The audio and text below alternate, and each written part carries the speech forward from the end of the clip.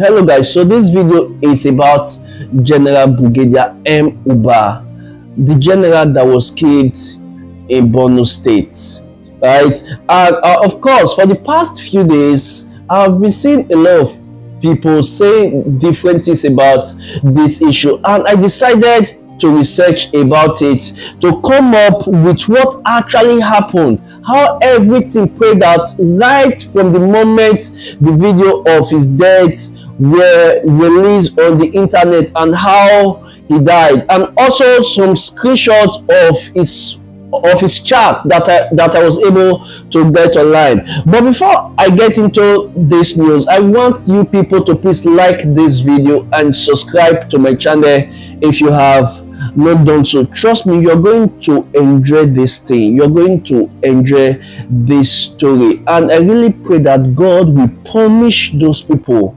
that killed this man. So in this video we are going to be talking about the incident, right? The location where the ambush happened, the mission that led to the ambush. We talk about his convoy, as well as how he was captured, how he escaped at first, and finally how he was captured again and how he died. But before then, please guys, I want you guys to like this video and subscribe to my channel if you have not done so. It is important that you subscribe, because it is when you subscribe to a channel, most especially when you like the video, that is when YouTube will push that video to a lot of people, and I really want a lot of people to see this video so that they can actually have the right information of what happened to this general. This story started on November 14th 2025. Everything actually started out as a normal patrol. Of course, we all know that General Uba was actually the commander of the 25th Task Force Brigade, right? So on that day, according to the information that I got, he was leading a patrol team on a clearance operation, right? He was physically present with his troop rather than commanding them from the rear. And if you watch this video, you can see the van and everything that the patrol team actually carried for this mission. Now, I want you guys to understand that this was not just a mission. It wasn't. It was supposed to be a patrol. Just a patrol around that area, but unfortunately the commander and his boys were ambushed. So now this is how the attack happened.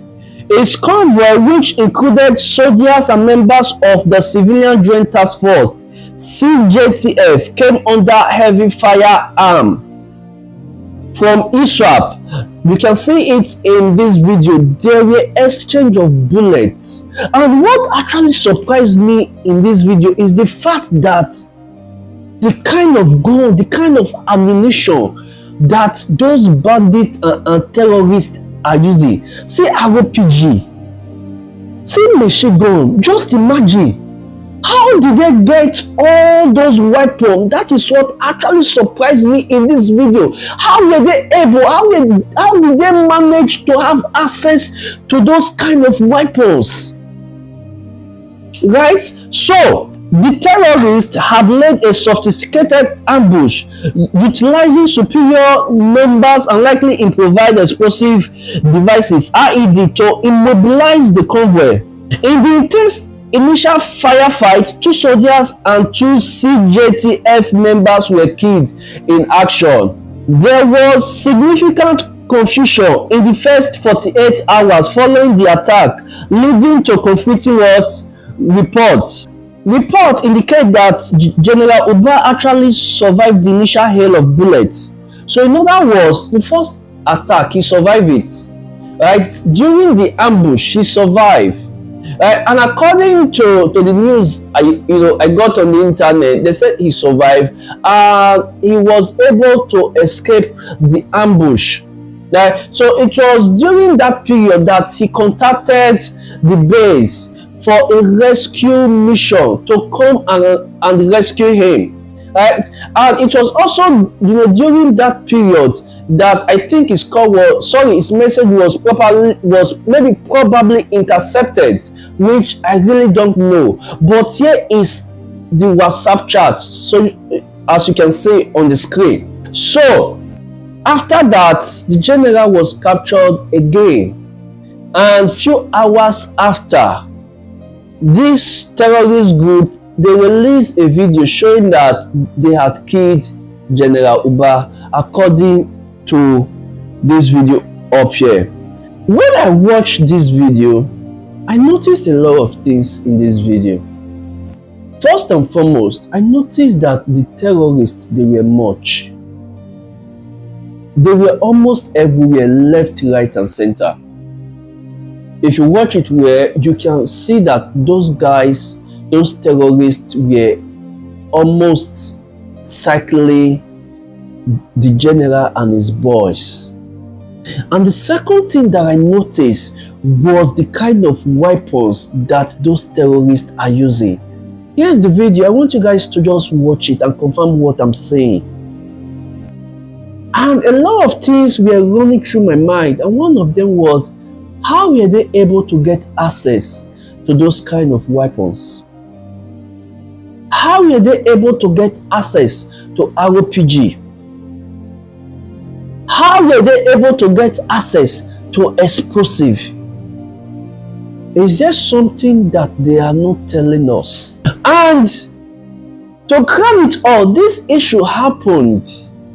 The military was at first maybe trying to cover it up, right? Probably they were not sure of what had happened to the general. So they said that the general was alive, initially, and that he has come back to the camp. But later on, we saw a video that ISWAP released on the internet where they said that they had killed the general, and they even showed the picture on the internet. And it was after that that a lot of people started coming out with different claims. And that's by the way. The question is it that those terrorists has become so much that the army, the military can no longer be able to handle them, or what? If that is the case, why not allow the US to come and help out? If you watch this video, you can clearly see that those bandits, they were not just like few persons.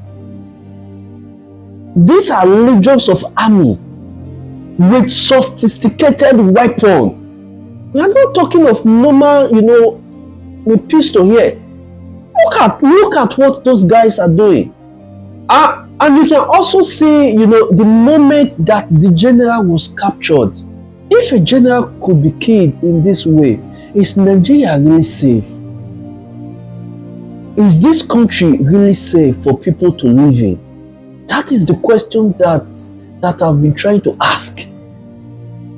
If a general, a commander can be killed in this way, what happened to the civilian? And it baffles me that this military, there are people that actually have family. A lot of them are yet to see their family for months, and still yet the government cannot provide those people with sophisticated weapon to fight those bandits. Just look at what they are using. They can provide the army with good weapons to fight those Boko Haram and ISWAP. And also there's a cleric by the name Goni that is saying that bandits whether it's brothers in the bush. What is all this? That government should negotiate with bandits. And I said it in my previous video that this man needs to be arrested and questioned. If that kind of man can come out with his full chest to make that kind of statement? Why has nothing been done about it? This is the same man that has been negotiating with terrorists on behalf of the nation, and is claiming that he does not know those terrorists. But how come? How did he know where they live? And I ask again, is this country really safe to live in?